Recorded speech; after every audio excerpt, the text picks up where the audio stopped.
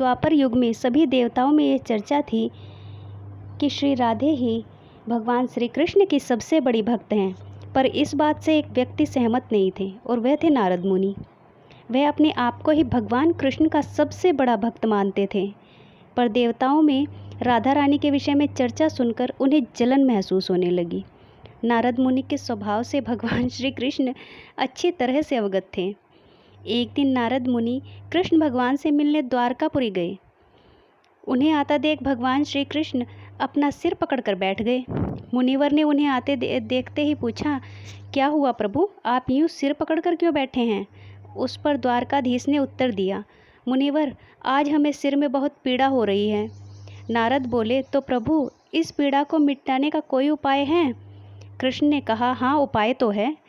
अगर मेरा सबसे बड़ा भक्त अपने चरण धोकर उसका चरण अमृत मुझे पिलाएगा तो मेरा सिर दर्द पल भर में ठीक हो जाएगा।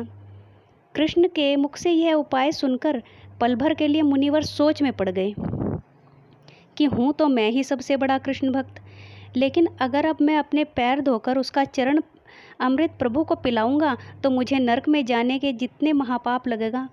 परंतु राधा को भी तो सबसे बड़ा कृष्ण भक्त ही मानते हैं। इतना सोचने के बाद भगवान कृष्ण से आज्ञा लेकर नारद तुरंत राधा रानी जी के महल में जा पहुँचे और उन्हें प्रभु के सिर में हो रही पीड़ा के बारे में बताया।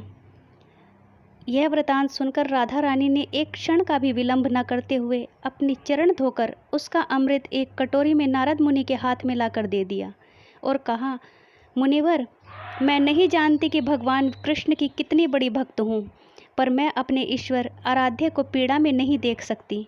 राधा के मुख से सच्चे भक्ति भाव के शब्द सुनकर नारद मुनि की आंखें खुल गई और वह समझ गए कि राधा रानी ही कृष्ण की सबसे बड़ी भक्त हैं और प्रभु श्री कृष्ण ने यह लीला मुझे समझाने के लिए रची है।